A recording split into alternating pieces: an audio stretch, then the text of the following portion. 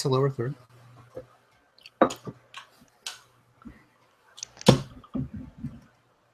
Rob, that's your cue.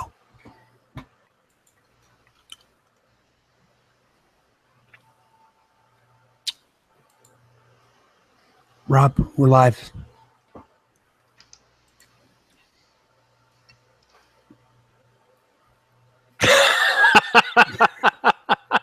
I just want to see how long you'd all wait before you got really nervous. I'd wait for a long time. Rather have longer than life. That's it. Welcome to the Pine and No Return Show, your beer and nonstop laughs podcast. Brought to you from like four corners, or at least kind of make like two corners and maybe one midpoint of the country. So yeah, so just the three of us this evening. It's the California boys, Jeremy and Gary, and me, Rob. We are sans Keith again tonight. He's making this a pattern. He claims he's parenting, but I don't know. Every time something falls through or he has to cancel on something, he uses his children. Yeah, it's just an excuse. It's embarrassing, really, is what it is. I mean, your daughter, Gary, had major surgery last year, and was on the road to recovery for a long time. And you, of course, were right by her side every step of the way, nursing her back to health. And I don't think except on Thursday nights. Yeah, that's right. He put it all aside. I did. I prioritized the show. Let his daughter get her own damn glass of water. That's right. Yeah. Teachers. So Keith is parenting.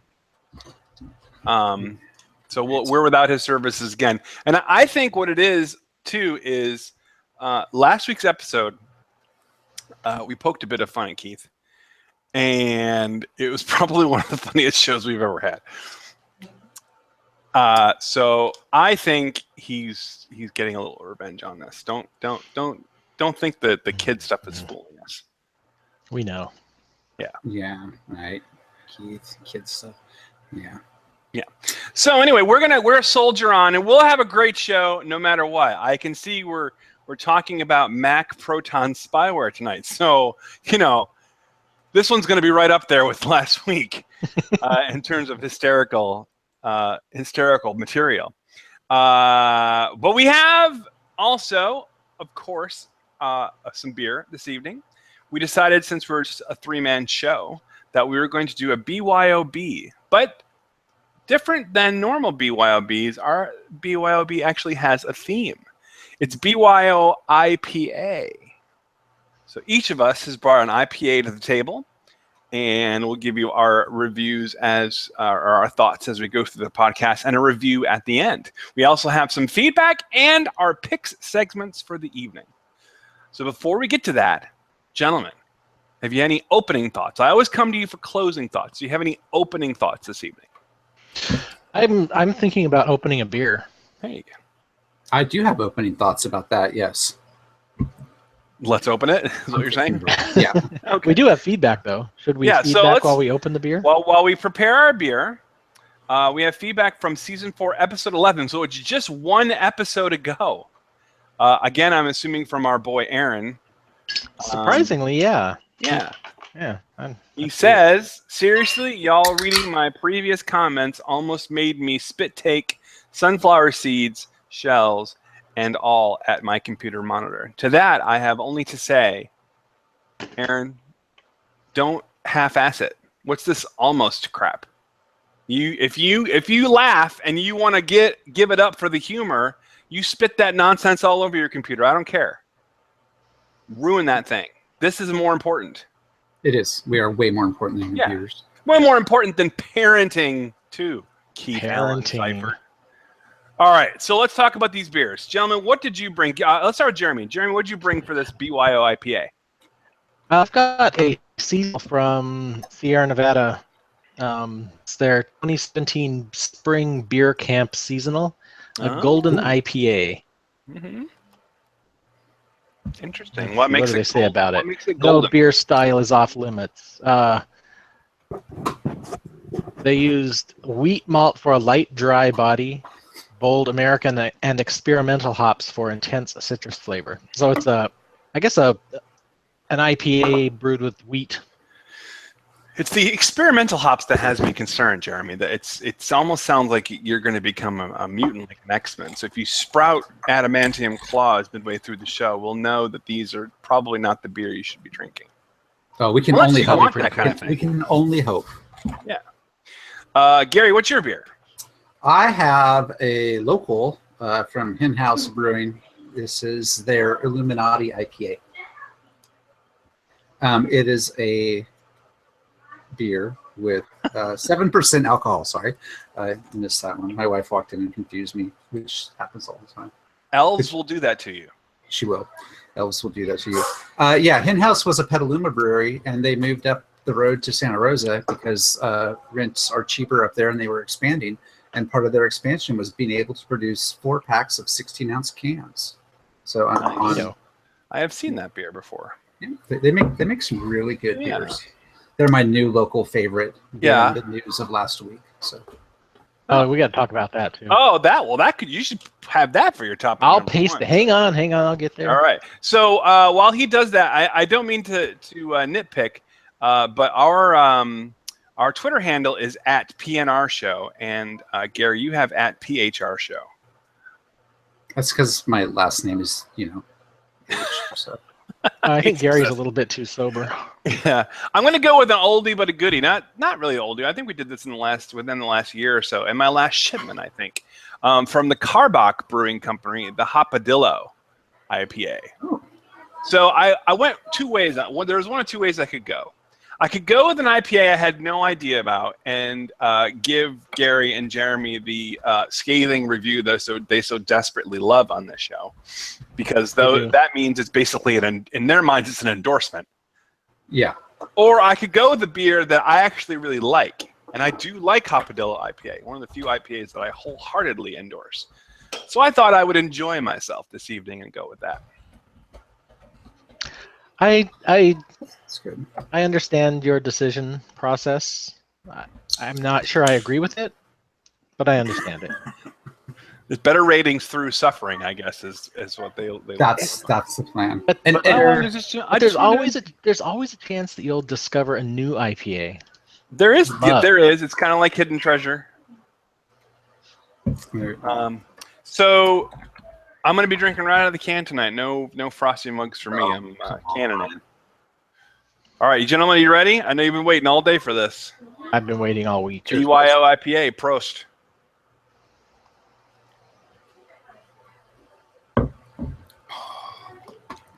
So we picked IPAs because I lied in the chat room and said today was IPA day just to see what Rob's reaction was and it was muted.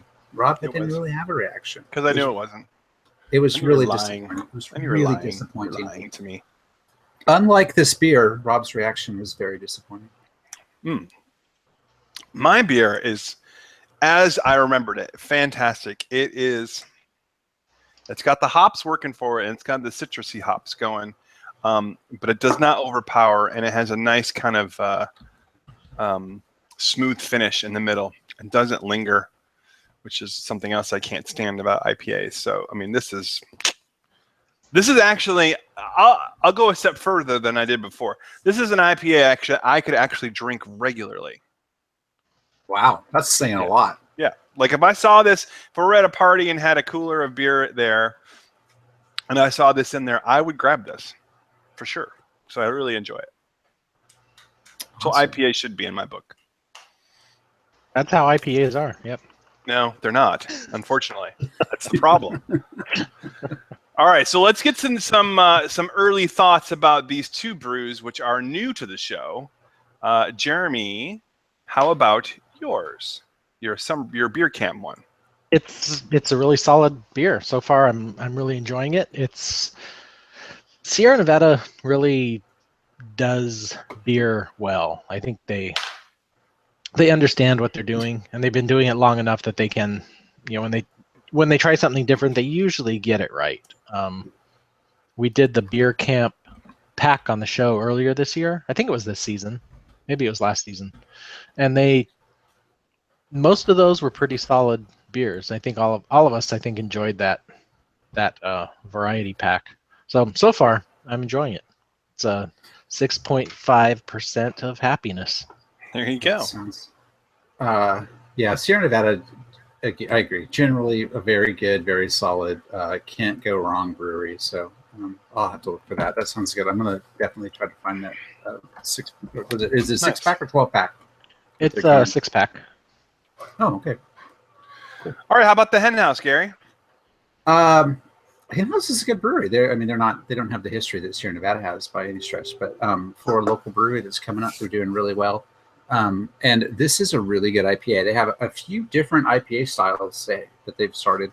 They started doing more like the Saison farmhouse kind of as their specialty, but as market demands, they're brewing IPAs. And I've had a few of their different IPAs, and this might be my favorite of their IPAs that I've had. I usually see, when I see their beers, it usually is the Saison. Yeah. That's what they started with, was that style. They might have had a couple of other. I think they had an oyster stout, maybe. Can't remember. But yeah, it's good. It's light. It's crisp. It's got a clean flavor. It's got nice hop finish. A good, not overpowering hop profile. So I am enjoying this beer, and I'm sad that there's only one more can left in my fridge. All right. So we're going to get some more thoughts on these three beers as we go through our episode this evening. But for now, let's talk about some topics, some hot topics, as the ladies of the View would say. I'm actually gonna claim jump on the topics that the topic order that Jeremy has, and I think we actually should do some beer news first. We have beer news coming, breaking. What was it last week? Yeah, last week. Week ago today. We have news that Dutch brewing giant Heineken has gone all in, as it were, and gotten full ownership of the California beer maker Lagunitas. Now, they had 50% of Lagunitas 2 years ago, which we actually talked about on the show when they bought a half share. But now they've gone for the whole hog, and they've got it all. They've now moved into France. They've moved into France, Mexico, Italy, and Spain with their previous investments, Britain, Canada, and Japan. They're going to accelerate. Heineken says they will, quote, accelerate the export of Lagunitas to many more markets in the world. Now, let's get the gentlemen's, because Lagunitas is near and dear to both of their hearts. Let's hear it, guys. Let them have it. I used to really like their beer. Well, is there any sign that this is going to change? It doesn't. They haven't changed any of their beers. It doesn't matter. There's so much great craft beer out there that if I'm going to spend money on premium beer, it's not going to be to make Heineken bigger. I just, on principle, I will choose other beers because I'd rather support them. So a good beer is a good beer is a good beer. It does not matter to you. Well, it's not that it doesn't matter. It's that there are plenty of beers that are as good as the beers that are easy to find from Lagunitas, and I'd prefer to spend my money on those beers rather than on a beer that's owned by a giant company that makes some of the worst beer on the planet. Wow. Okay. But it's just, we have the choice. We have the choice of what beers do you want? What beers do you want to drink, and what companies do you want to support? But from everything I've heard them say, and we talked about this 2 years ago when they did 50% share. They pretty much have said that they're going to stay hands off. That they want Lagunitas to continue to do the beer that we've come to appreciate, or at least you guys have come to appreciate. And they just want to expand it to other countries. So if they're bringing more beers to other places so that they can experience the beers that you enjoy there in California, what's the problem? What's the harm in that?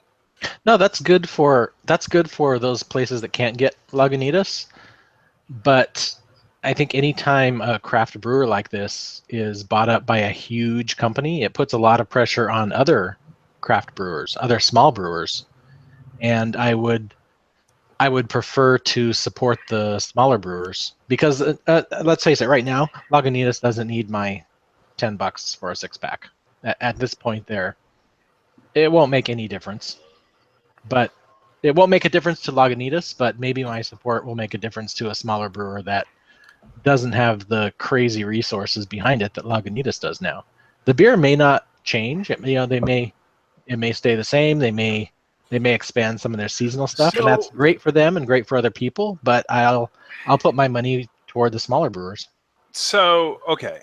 So if tomorrow Heineken, or let's say InBev, buys the Russian River Brewing Company, Oh are you God! telling me here and now that you will never drink Pliny the Elder again?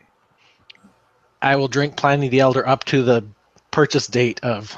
And then you're done with it. You'll never I'm drink done it with it. again. Your Yeah. all-time favorite beer, you won't drink it again because it's owned now by a major brewing company. I am that stubborn. Wow, that is pretty stubborn. I'm not All right, as stubborn. Jerry, what do you say about that? I'm not as stubborn as Jeremy. I'm really torn because I mean Lagunitas is literally my hometown brewer. I mean that they've been an institution in this community for a long time, so it's hard to know what to do. I haven't bought their big production beers for a long time. You know, the IPA, little something, the Pilsner, those things. You can get those anywhere, and Jeremy's right. There are a lot of beers from a lot of brewers that are as good or better than their standard production beers. Where I'm having a hard time is they make some really good limited production seasonal beers, like their High Westified Barrel Aged Stout, or the Waldos, or the Lucky 13, that are, you know, more limited. And you know, I like to pick up at least a 6-pack of those, or a couple bottles when they're around for the short time every year that they are. And that's where I'm going to feel it's going to be harder. I think if they use their money for their good, well, not their good, but for good in general, and they're expanding and they're bringing good beers to places that need them, I'm okay with that. If they start using that money and that influence to edge out smaller craft beers, I'm not okay with that. I would like to give my money in general in all areas. I try to spend my money with small local businesses just because they need more support than large international conglomerates. As a philosophical across the board, whether it's food, clothes, whatever, I try to use the small local businesses. And Lagunitas is no longer a small local business. So I'm more likely to buy Hen House than I am Lagunitas for that reason. It's not to say that I'll stop drinking Lagunitas because, like I said, they do have some beers that I really enjoy, and I'll probably continue to enjoy those beers. But I'm not going to be an advocate for Lagunitas necessarily, and I will gravitate toward more independent breweries. See, I hear what you're saying, and I understand your point. I understand Jeremy's point. But there's a part of me that says, look, this is something that they've worked for, that they've strived for, that they've put a lot of time and effort and funds and all that kind of stuff to make a good beer that a lot of people will buy. And yes, to make some money. So sure. If that's what's happening, if Heineken's coming in and saying, look, we love what you're doing. We love your beers. We think you're doing great. We want to be part of that, and we want to pay you for all the effort that you've done, and we want to be able to market those same beers that you enjoy there in California. We want people in every corner of the world to be able to enjoy them as well. I don't necessarily see why that's a problem. I don't see why I don't think that Lagunitas is selling out. You know, there's nothing wrong. There's nothing wrong with turning a profit. Now, if they were to sell out and say, and Heineken were to come in and say, okay, look, we want you guys to change your formulas. We want your Pilsner to be brewed this way. We want your IPA to be done this way. And we're still going to market it under the Lagunitas Summer Pilsner title. We're just going to change what it really tastes like to make it more cost effective, to make it easier to ship, so that we have the products to make those beers in all different parts of our distribution centers. Well, then you have I think you have a legitimate argument that you're diluting the name brand, you're diluting what the company was built on, which was good beer sold in the craft brew way. But I don't think that that's the case here. My buying habits, and I'm not saying that they're evil. Go ahead, Jeremy. Go ahead, Jeremy, we're listening to you. Okay, sorry, everything started cutting out. And I'm not saying, oh, Lagunitas is evil and they're terrible and I'll never. I hate them. It's probably going to continue to be a good beer. And yes, they were successful. They made a ton of money. Good for them. But they don't need my support anymore. And there's awesome beers out there that I would rather see continue to be made. So I'll support them. But if this pattern holds, and it will. If this pattern holds, you go to another small craft brewing company that brews great beer. And eventually these large breweries hear about it if they haven't already, and they go and purchase that. So then you, move on to the next small brew and keep going until there aren't any left? No, we'll see what happens. I mean, it's one great thing about where I happen to live is there's no shortage of really amazing small brewers. And even stuff that they can't bottle, they can't can, they just don't have the resources. Almanac is a good example. They have a little tap room now, and they're making phenomenal beers. I would much rather give my money to them, even though it's a little more effort to find. I want to see them succeed too. I don't think they will ever be purchased by a huge brewery. They're probably too under the radar for that, but I'll support the small guys. There's way too much good beer. Wouldn't you have said that about Lagunitas until 2 years ago? And I supported them. But wouldn't you have said that they were too small and they were under the radar until like 2 years ago? No, that they've been way above the radar for like 10 years in terms of craft. Yeah, they were pretty huge. For me, this is not going to change my buying habits significantly because I already wasn't purchasing a lot of Lagunitas beer, and most of what I was purchasing was their more specialty beers. Like I said, when Waldo's comes out next year, I'll buy a 6-pack of Waldo's. But I was already not buying IPA and all the other stuffs. I was already buying other things because there's so much variety. Like Jeremy said, where we live, we have a huge variety of beer. So I'm always trying new stuff. So this really isn't going to have a huge impact on where I spend my beer money. Where this would have an influence on me is if I was out somewhere and, not local, I was traveling or on vacation or whatever, and they have Lagunitas IPA, which I know is a great IPA, and they have some local brewery that I've never have tried their IPA. I'm going to try the IPA first. But I probably would have done that anyway. I think that it's, when there's situations where it's an either or and everything's equal, I will now gravitate more toward local independent. But like I said, for me, that's not a statement of, oh, Lagunitas sold out. That's a statement of what I do anyway for all the stuff that I buy. I will say that a couple of weeks ago, I went to the tap room at Lagunitas, and because I wanted to get Waldo's on tap there, and this was before this announcement came out, and it was just so loud and so crowded, and it was such a poor experience from what I remember. I kind of already made the decision that, unless there's someone in from out of town, I don't really need to go to the Lagunitas tap room anymore because it's just not a good experience anymore because it's so crowded and there's so much going on there. I would rather go 2 blocks down the street to 101 North, where I can have some outstanding beers and sit and have a conversation with friends in a much more casual, laid-back environment. Just because I would rather hang out and be with friends and have a conversation at Lagunitas. The music and everything is so loud you can't even do that anymore.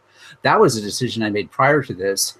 This news just makes that decision easier to fulfill on and just continually go down to 101. Cool. Okay. Well, we'll keep an eye on it and see how Lagunitas does with this new model. I think it's kind of I would liken it to the Walmartification of craft brews. That's a good I don't example. shop at Walmart either. Yeah. I will drive 100 miles out of my way to avoid Walmart. Wow. All right.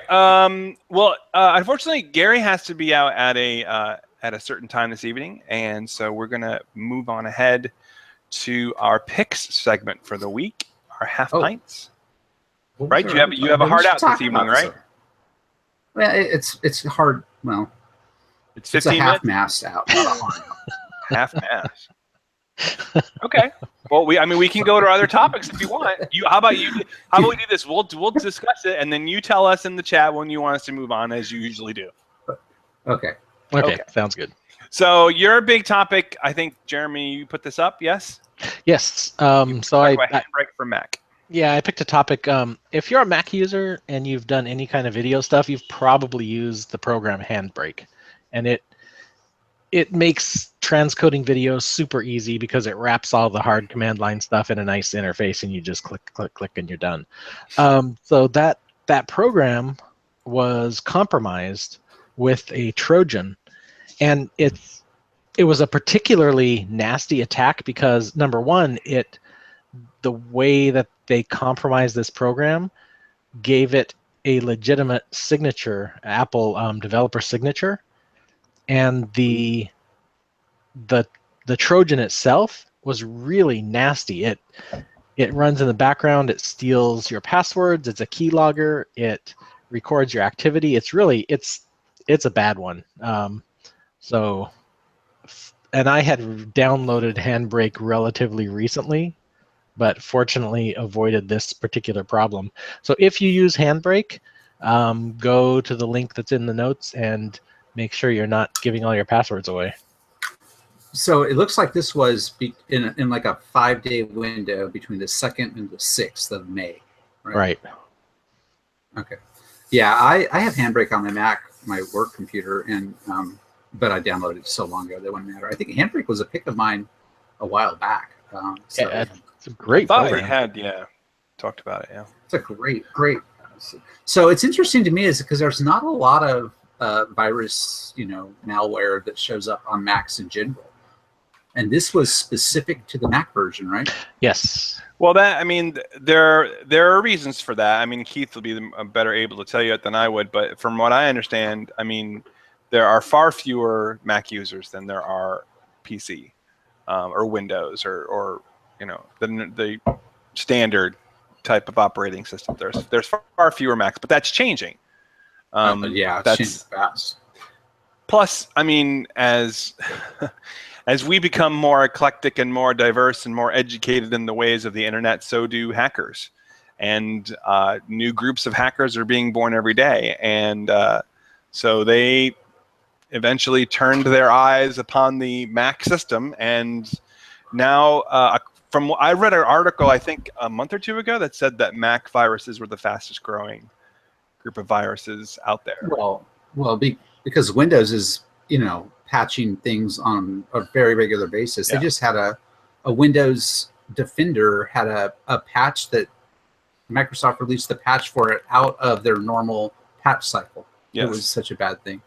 So it makes sense that Mac viruses or malware would be on the rise because the Windows holes have been patched so much over the years that there aren't that many holes left, I would imagine. And they're doing a pretty good job of keeping Windows more secure. For a long time, Microsoft made it so easy to infect a Windows machine that it was, why try anything else? You didn't even have to think about it. Well, and with so many third-party providers of software and coding and programs, for the longest time, Apple was completely proprietary and still is to a large extent about their stuff. So but they're still vulnerable to browser hacks and things like that. And it's like I said, it's the fastest growing set of viruses now in the world is Mac viruses. If you look at numbers, though, it's like I would imagine the graph on viruses is not a up to the right chart in terms of how many are out there. It's like kind of No, it's still thing.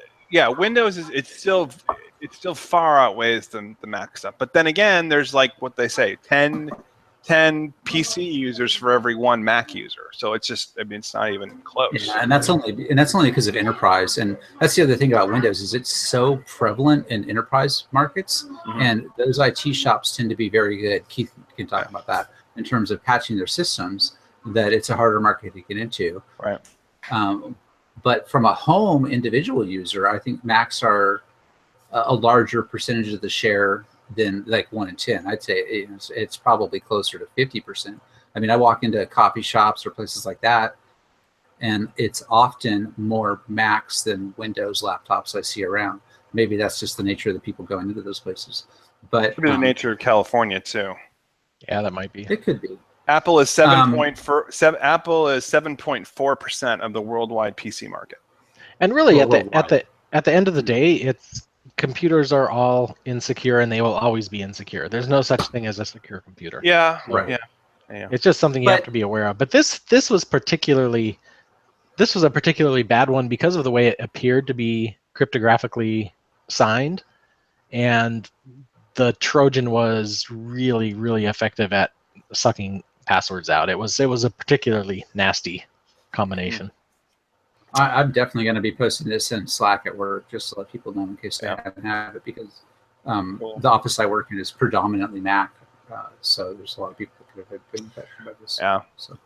Okay. Cool. Well, let me just then take a quick tag before we go to our picks to give a quick spoiler-free review of Guardians of the Galaxy 2, which I saw over the weekend. I saw it as well. Yes, and let me. Oh, you did. Okay, cool.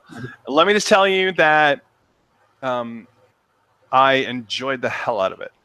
It was an awesome movie. It's probably in. I mean, this sounds funny to say, but there have been so many Marvel superhero movies now. It would be in my top 5 of all of those, which is saying something, because the Captain America movies are probably among my favorites. And are you counting X-Men? I'm not counting X-Men. Okay. Just going with the Marvel Studios. Although that's changing now, the X-Men's kind of moving over. So, but Guardians of the Galaxy, where the first one was kind of about putting the band together and watching them tear each other apart, the second one was really about family and your immediate family, as well as your external family and the family you choose, as opposed to the family that you're born with. What does family actually mean? What is the meaning of the word family? Right. And I will tell you, I mean, I would never be able to convince my wife of this, because to her, they're just superhero movie crap. But for blockbuster films, they have a surprising amount of depth and lessons that they are teaching in those movies. One of my favorites is probably my favorite of the Marvel movies would be the Winter Soldier in Captain America.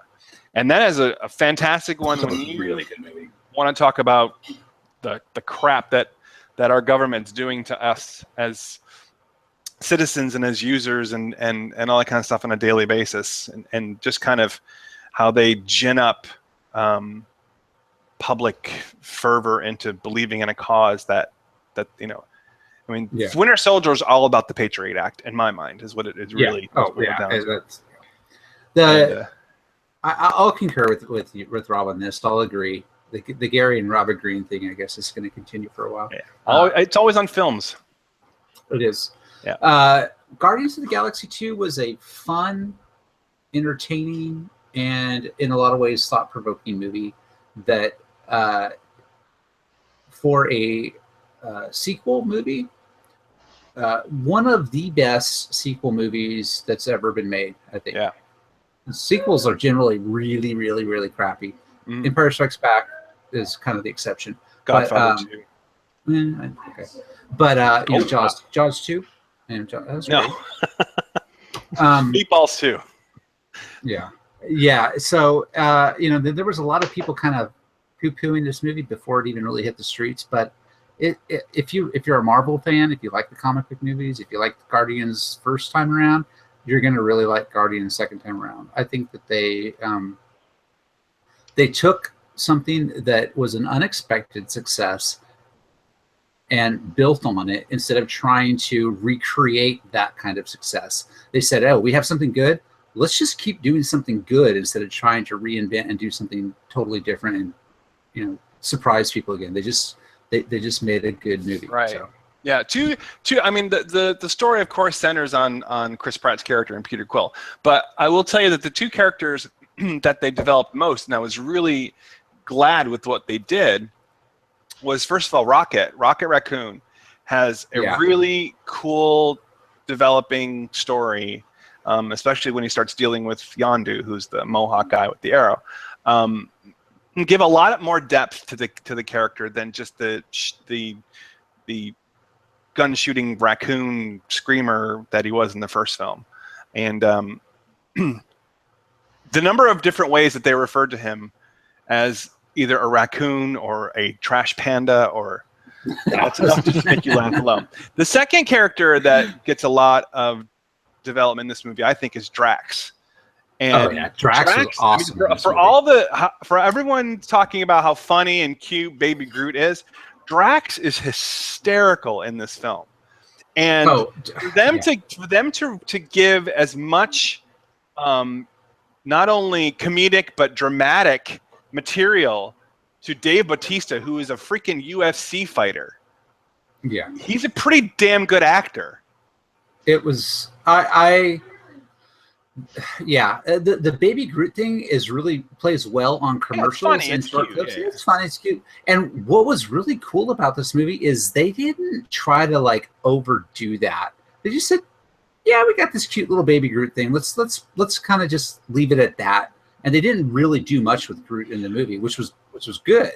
And what they did with them was funny and sad a little bit. Yeah, he's all tiny, and everyone's trying to protect him. And then the great thing about it is it's almost like a conversation that they had off screen that didn't need to be had in the film, that we're all just going to take care of Groot no matter what. We'll watch out for him. And that's what they do. And they don't waste time talking about that because, he's small, he's helpless, blah, blah, blah. Yeah, but what they did with Drax was just awesome. Especially with him and Mantis. That interaction was perfect. I mean, it was so funny and so poignant at times. It was just so great that there were so many undertones in that. I don't want to give you spoilers, but the undertones of the Mantis Drax thing with just that was really good. They did a really good job of being funny yet going, well, there's things that you can look at in real life and see where they were paralleling things in society with Drax and Mantis. So, and the villain thing, the villain part of the movie, the villain didn't even kind of matter. Yeah, but I thought, even though it didn't matter, they weaved it into the already existing story so well that there are some freaking awesome spoiler twists in this movie that will get you like, holy ass crap. And it was great. I thought it was awesome. Yeah. 2 big thumbs up for GOT2. Right. Well, that was going to be my pick. So there's Gary's pick. I can skip me now. Sweet. Well, you should have put it in the thing, then I wouldn't have talked about it. I'm trying to play Keith. I got the P&R logo. All right. So Jeremy, what is your pick for the week? It looks like FF Tan. My pick is FF Tan, which is the sequel to BB Tan, which I think was a game Gary Keith picked a few weeks back. Kind of a remake of Blockbuster Breakout. And FF Tan is another version of Breakout, a little more chaotic, but still a lot of fun and the same kind of style. It's the girl, the robot is a girl instead of a boy. So I guess that's the F. It's the sequel of the sequel of the sequel, right? Yeah, so it's like Star Wars, I guess. Okay. But yeah, it's a lot of fun. And it's free, so nothing to lose. And they apparently also have GG Tan. Oh, man, now you're way above my pay grade. I don't know. Looks like a gangster version. Just looking at the XXX Tan. What does XXX Tan look like? I don't have that yet. The blocks are in the shape of boobs. Not it's boobs and penises. Yeah, baby. I don't want to break those though. My pick for the week, I've had this on there for about a month now. So it's probably old hat to most people. I am enjoying the heck out of Golf Clash. It's probably the app I've played the most in the last 6 months. I'm literally playing it constantly. And Golf Clash, I believe, is made by the same folks who did the Battle Clash, the Clash of Clans. Excuse me, Clash of Clans. Oh, okay. It's like a huge thing, but totally different. Golf Clash is just a multiplayer, you up against one other person, one hole of golf. And it's completely free. Of course, there's Bioware in it where you can upgrade your clubs and your balls. You get those along the way anyway, but slowly with bonuses and things like that. But it's just you play another person, one shot for one shot, one hole, and then if you tie at the end of the hole, you play closest to the pin. One shot wins, and you're done in 5 minutes. Quick game, and the graphics it's really well done. It's very easy. It's basically a drag down and release your thumb, and you're shooting golf. So go check that out. iOS, Android. It's also on Facebook. Golf Clash is really, really good. Who uses Facebook? What is the social media of which you speak? All right. So do we have a show tease for future episodes? I am likely going to be out next week because I'm going to go visit my mother. I am also out. I will be in London. Yeah, so I think we'll probably be off next week unless you get Larry Jerry in London. Keith. Yeah, I bet you can. You can get it everywhere now. True, but Jeremy won't drink it. No way. When not there's drink it. all kinds of other London-y beers to drink. Oh, I'd love some Newcastle right about now. Anyway, so we'll check in and we'll let you know on our websites. You can find out and see if we're going to be on. Though that website would be pnrshow.com. And we're going live on Alpha Geek Radio. You can find that tunein.alphageekradio.com, channel 3. The Twitters, all that stuff is on our website. You can email us at pnrshow@gmail.com. And we also have a Slack chat room. Ask us for an invite. We'd be happy to get you in. Our #1 fan is in there. We talk with him every day. And he has feedback. Yeah, he has feedback that he still feeds back on the show. Outside of the Slack chat, boy, he is a truly devoted fan. He is. And he is a rock guy. He's a geologist. Even our best fan, we could say. Yeah. So, all right. He's our number 1 fan. Oh, before we sign fan. off, I almost forgot. We've got to rate our beers, gentlemen. Oh, yeah, let's do that part. Real quick. Gary, what do you give Hen House? We're a 10-point scale, right? Yep. Yes, we are. The untapped thing confuses me. I'm going to give this an 8. It's Nice. a really Good score. solid, good IPA. Yeah. All right. How about Jeremy, your beer camp? Same. It's an 8 of 10. Really, really satisfying beer. Nice job on the IPA. Okay, and that, once again, would be the Sierra Nevada Beer Camp 2017 Golden IPA. Yeah, I had the Hopadillo IPA by Carbach, and I will give this a 9. Really enjoy it. Wow. Like I said, for an IPA, I would actually pick this up and choose to drink it. It's just a really nice, easy going down. Blends, the hops actually blend well with the beer, so it's great. So I give it a 9.